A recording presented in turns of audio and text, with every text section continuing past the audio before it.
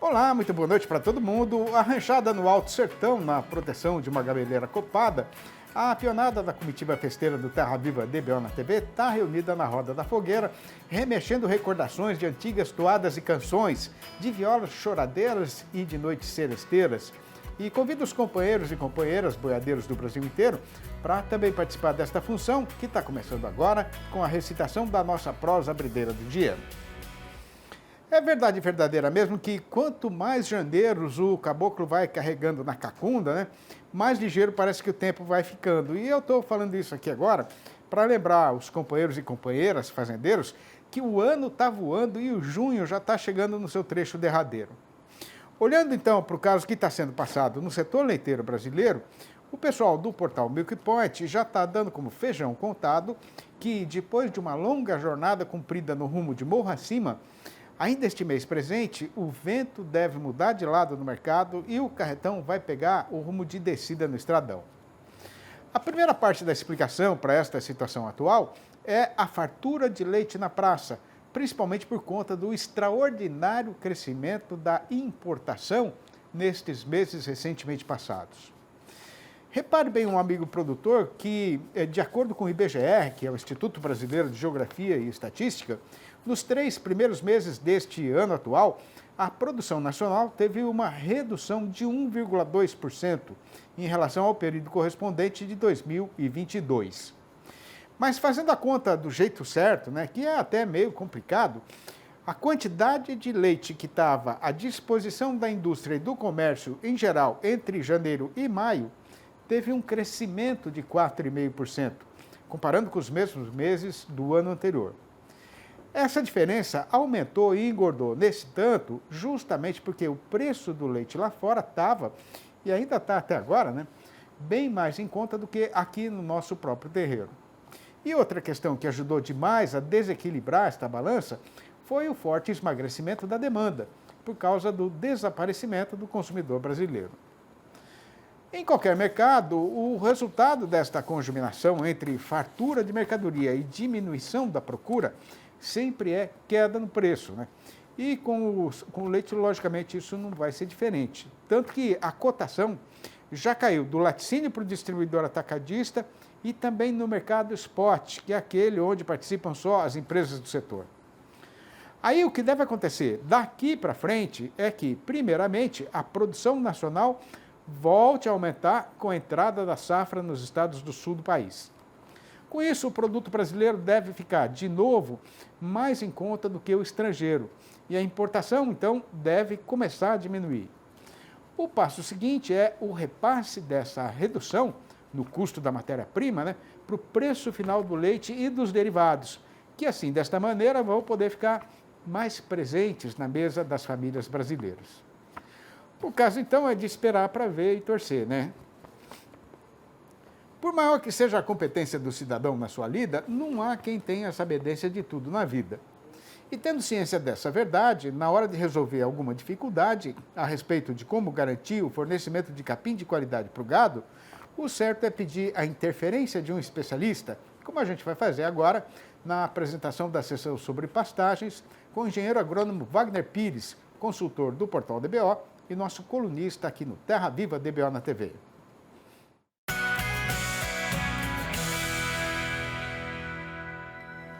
E o assunto que foi apartado para ser tratado no programa de hoje é a organização e o controle das ferramentas usadas na lida cotidiana da fazenda. Confira. Olá, amigos. Wagner Pires, de olho no campo. E hoje eu estou trazendo para vocês uma boa ideia. Acompanha comigo. Um dos problemas de uma fazenda é o material que a gente dá para o funcionário, uma enxada, um enxadão, uma foice, um pulverizador, um rastelo, qualquer coisa. Muitas vezes vai e não volta. O funcionário leva aqueles materiais para o campo e quando volta, às vezes um fica faltando. Perde no meio do caminho ou até toma outro rumo. E a fazenda fica com prejuízo. Eu estou na fazenda Igarapé e aqui ao meu lado está o Marco Leite. O Marco Leite é o gerente operacional aqui da fazenda. E eles tiveram uma ideia muito bacana que eu vou te mostrar agora. Explica aí, Marquinhos. Doutor Wagner, como você falou, o que estava acontecendo? Estava o sumiço de ferramenta. O funcionário pegava a ferramenta, saía para trabalhar e no dia seguinte chegava dizendo: eu perdi, desapareceu, levaram. E o que a gente resolveu fazer para acabar com essa confusão? Para dar responsabilidade para quem pegasse a ferramenta. Resolvemos identificar todos eles numa placa, como a gente vai ver aqui. Vamos ver. E nele está a ferramenta. Exemplo, aqui tem o Valteir. O Valteir está para o campo com uma foice. Então, está aqui, o Valteir está para o campo com a foice. Se ele concluir o trabalho dele hoje, ele vai trazer a foice, vai me entregar e eu vou tirar o nome dele.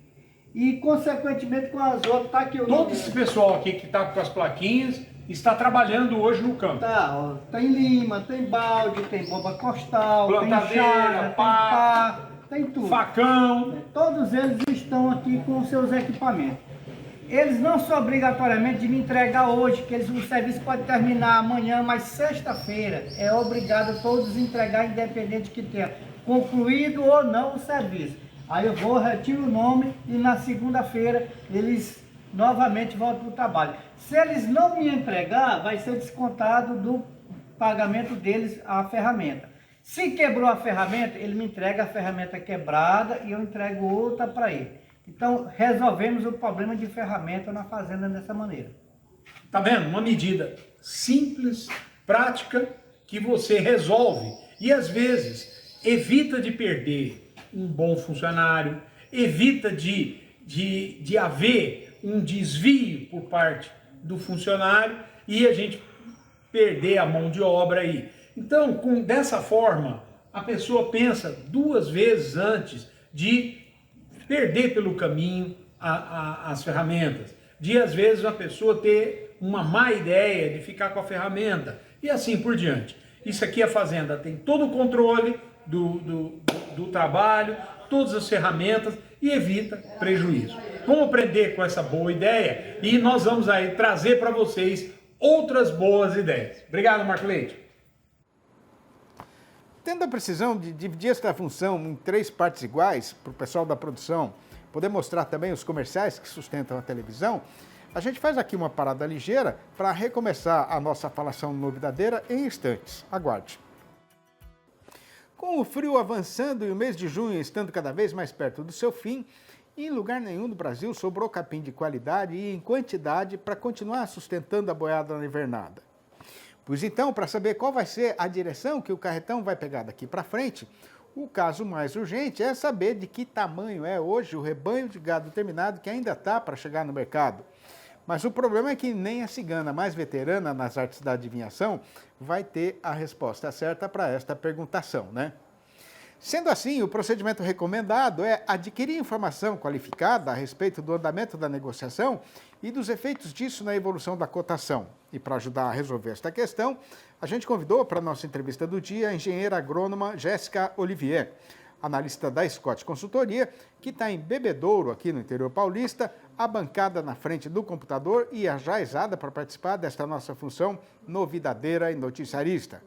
Boa noite, Jéssica. É sempre uma satisfação ter sua presença internética aqui no nosso arranchamento eletrônico. Seja muito bem-vinda mais uma vez. Obrigada, Sidney. É um prazer estar aqui com vocês novamente essa noite. Ô, Jéssica, logicamente que todo mundo que ganha vida na lida de gado no Brasil inteiro, né, tá querendo saber hoje se até que enfim, será que a desova das boiadas de capim chegou ao fim? A desova de capim aparenta ter chegado ao fim, Sidney. A gente já ouve relatos aí nas últimas 2 semanas, mais ou menos, de que a oferta de gado deu uma diminuída. Então, as escalas de abate estão dando uma encurtada em boa parte das praças e a gente tem visto os preços aí da arroba, não só do boi, mas de vaca e novilha também, em menor quantidade, né, quando comparado às do boi, mas a gente já vê esses preços dando uma subida em boa parte das praças. Como é que está sendo aí o procedimento do dono do frigorífico para enfrentar essa redução na oferta de gado terminado, hein, Jéssica? O que a gente tem visto, principalmente, vamos lá, Minas Gerais, Mato Grosso do Sul, a gente já tem visto os preços subindo bastante. São Paulo, a gente teve uma subida também ao longo dessa semana para o boi mercado interno, a gente está sem ágio, em alguns lugares ali no Mato Grosso do Sul também não tem ágio entre boi China e boi mercado interno, então a necessidade da indústria está sendo relativamente aí grande. E essa questão do estreitamento do ágio é por conta do preço pago pela tonelada da carne, né, que está sendo exportada, que não está tão bom assim, vamos dizer. Agora, de que tamanho é hoje o estoque de carne que o frigorífico tem guardado na câmara fria? Olha, os relatos são desse estoque dando uma diminuída. Então, esses estoques diminuíram. A gente viu também uma variação positiva na última semana no atacado de carne bovina com osso. Então, tudo isso indica aí uma demanda, vamos dizer assim, que está um pouquinho melhor nessa semana passada, e esse estoque um pouquinho mais enxuto, que é o que a gente deve ver também para os próximos dias, né? A demanda um pouco patinando, então um pouquinho menor em relação ao que foi comprado na semana passada, por conta do período do mês, né? A gente sabe que segunda quinzena é um pouco mais fraco, as compras vêm mais fortes na primeira quinzena, e a gente deve ver esses preços um pouco mais lateralizados, com essa oferta também um pouquinho menor. Agora, Jéssica, olhando um pouco mais para frente, né? Aquela escrita de que todo ano o consumo aumenta no segundo semestre, está valendo para esse 2023 que está em andamento também? Sidney, sempre vale, né? A questão é a intensidade dessa subida no consumo, né? Obviamente, a gente teve 2 anos aí de pandemia, que essa intensidade foi um pouco menor, mas tudo, vamos dizer assim, favorece, né? No começo de ano, a população está bastante descapitalizada por conta das dívidas que são contraídas, né? E no segundo semestre a gente tem a questão de empregos temporários, principalmente no comércio, a gente tem a questão também das festividades de final de ano, então tudo isso dá uma impulsionada nesse consumo, né? Não só da carne, mas de outros produtos também no varejo. Então, tipicamente, sim, o segundo semestre é melhor em relação ao primeiro, e a gente deve ver isso também em 2023, apesar de 2023, esse primeiro semestre, as indústrias estarem, vamos dizer assim, reclamando um pouco da questão do escoamento da carne no mercado interno, né? Ô, Jéssica, o que melhorou um pouco também foi o preço do gado de reposição em algumas regiões, né? Esse mercado também está começando a virar? Sidney, o que a gente tem visto, né? Uma procura um pouco melhor por categorias mais zeradas. Então, a reposição tem dado sinais aí de melhora. Os aumentos não são tão expressivos, 50, 100 reais por cabeça, mas já é algo que anima o produtor, que só viu os preços ladeira abaixo por uma boa parte desse ano, né? Praticamente o primeiro semestre inteiro a gente viu os preços da reposição em queda. Então, para o criador, para o recriador, isso abre uma brecha aí, vamos dizer assim, uma luz no fim do túnel, mas ainda não é algo muito expressivo. E a gente tem a questão também da oferta, né? O pessoal comentou conosco, né, que estava dando uma diminuída nessa questão da oferta do gado de reposição. Então, juntou as duas coisas aí, acredito que o confinador está vendo um cenário um pouco melhor agora para o segundo semestre e está indo em busca desse gado mais zerado agora. Ô, Jéssica, falando aí de confinamento, né? A comitiva do Confina Brasil da Scott Consultoria já está correndo chão no sertão desde o começo desse mês, né? Já dá para a gente ter aí uma ideia do que é que vai acontecer com o tamanho da boiada confinada aí nessa primeira rodada da temporada atual?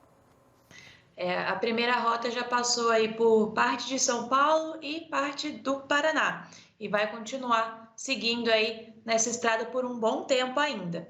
E o que eles têm relatado para nós aí do campo aqui para o nosso escritório, de que os confinadores devem diminuir a quantidade de cabeças confinadas. Isso vale para hoje, né? Obviamente, isso aí pensando nesses primeiros meses do ano.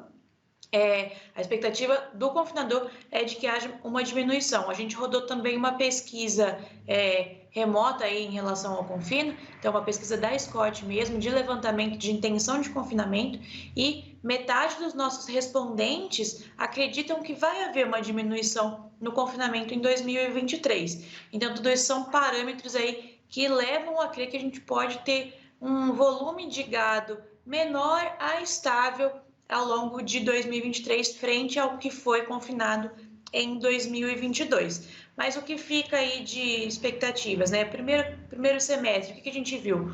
Um custo de produção muito alto, então a gente teve os insumos comprados anteriormente a essa queda, né? Principalmente milho e soja, que vieram caindo nesses últimos 2, 3 meses. Então, insumos comprados anteriores a isso e o preço está em queda. Então, isso desestimulou bastante. E o que a gente vê agora para o segundo giro, pensando aí nesse segundo semestre? O preço no mercado futuro já tem dado sinais de retomada, já estava girando em torno dos R$ 250, agora já passou para os 260, então isso traz um pouco mais de ânimo para o pecuarista que confina. E para quem vai comprar os seus insumos com alimentação agora, os preços estão andando bem mais baixos, né, em relação ao começo do ano.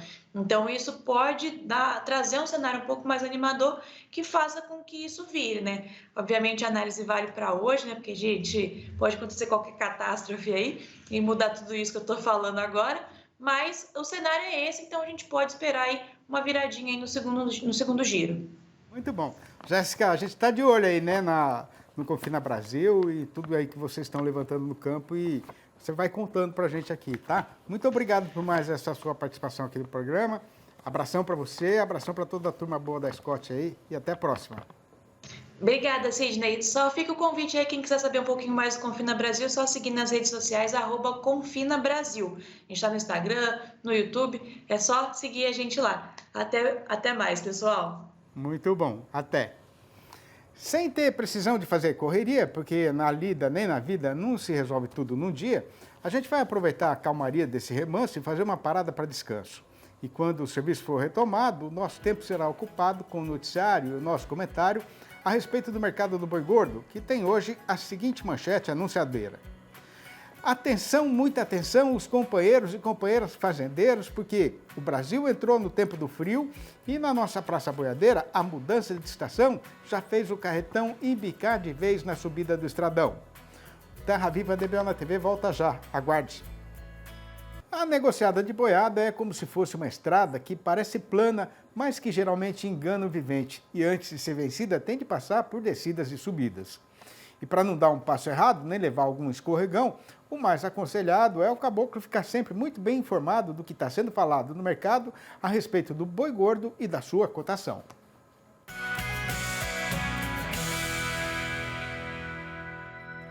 A passarada teve de atrasar a alvorada porque da beirada do Ribeirão e até lá na Chapada, a serração estava mais fechada do que o que vinha sendo costumeiro e o sol demorou para atravessar.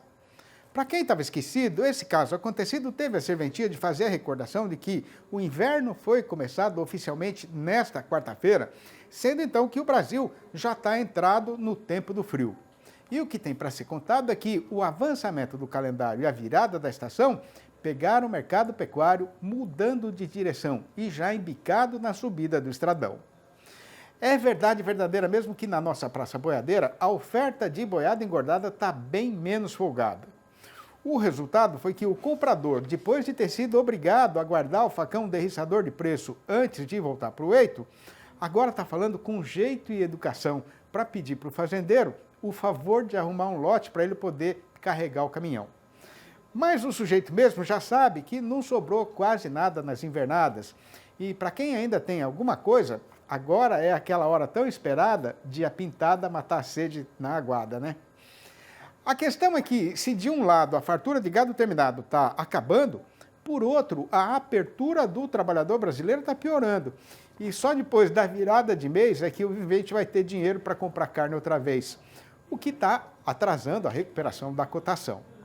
Já a respeito do animal criado e abatido de acordo com o sistema exigido para exportação, aqui em São Paulo, por exemplo, o valor oferecido ao pecuarista é de R$ 245, falando em preço bruto. O mesmo do boi comum, mas já está aparecendo bastante gente oferecendo aí R$ 5 a mais na mesma condição. Pois então, no balanço do dia da Scott Consultoria, foram registradas mudanças nas cotações em 12 das 32 regiões pesquisadas no Brasil inteiro, sendo que em 11 praças a arroba subiu e só em uma ela caiu. A lista dessas arribadas foi encabeçada por Três Lagoas, no estado de Mato Grosso do Sul, onde a alta foi geral, com o boi indo para R$ 226,50 e a vaca para R$ 212, a prazo e livre do fundo rural. Em Dourados, o macho aumentou sozinho para R$ 231,50. Em Cuiabá, capital de Mato Grosso, o boi pulou para R$ 207 e a vaca para R$ 182. No mesmo trieiro foi o sudeste do estado, com o macho sendo levantado para R$ 202 e a vaca também para R$ 182. Na região norte, quem quiser comprar boi agora vai ter de pagar, no mínimo, R$ 207. No sudoeste mato-grossense, a vaca passou para R$ 187. No sudeste da Rondônia, o macho já não sai mais por menos do que R$ 202 e a fêmea do que R$ 175. No Acre, o boi reagiu para R$ 192 e a vaca para R$ 172,50. Em Belo Horizonte, a capital das Minas Gerais, a fêmea melhorou para R$ 182. No Triângulo Mineiro, o mercado fez o deborteio de novo e agora no rumo de morro acima, com o boi avançando para R$ 207 e a vaca para R$ 187. No norte do estado, a fêmea encareceu para R$ 187. Já a única queda do dia foi acontecida em Paragominas, no Pará, onde o macho escorregou para R$ 199. No céu do sertão, toda hora eu vejo tudo quanto é raça de passarinho, do irapuru pequenininho até o gigante jaburu, mas nenhum tem tanta suavidade e beleza no voo quanto o urubu. Pois eu aqui fico olhando e me perguntando por qual motivo foi que a natureza achou que devia fazer essa concertação. E a razão, de certo, que não está na nossa compreensão, mas deve ser justamente para ensinar a gente a largar a mão de ter a pretensão de achar que o ser humano está acima de tudo o que existe na criação. Esta trovinha que acabou de ser recitada é mais uma das tantas que eu já escrevi, sempre tendo a intenção de contar e recordar aqui na televisão um pouco da nossa lida e da nossa vida no sertão e fazer a louvação da verdadeira cultura campeira brasileira. E para não deixar isso guardado em alguma gaveta perdida ou esquecida, a solução foi ajuntar tudo e publicar nos 4 livros da minha série Versinhos de Caipira, que continuam à disposição dos companheiros e companheiras, boiadeiros ou não, do Brasil inteiro. Se o amigo e amiga ainda não leram e quiserem saber como fazer para comprar um dos exemplares, ou logo a coleção inteira, que custa pouco mais do que 2 sacos de milho na Praça Mascareira, podem me chamar no meu telefone pessoal mesmo, que é o 11 98224 1807. Repetindo, 11 98224 1807. Ou mandar um e-mail para sidneymasco@uol.com.br ou ainda achar meu nome lá no Facebook. Estando terminada mais esta empreitada, é chegada a hora de ir embora e a gente pede licença para fazer a retirada, mas já deixa combinada a volta do Terra Viva DBO na TV para amanhã, às 6h30 da manhã e às 7h25 da noite. Um abraço para todo mundo e até lá então.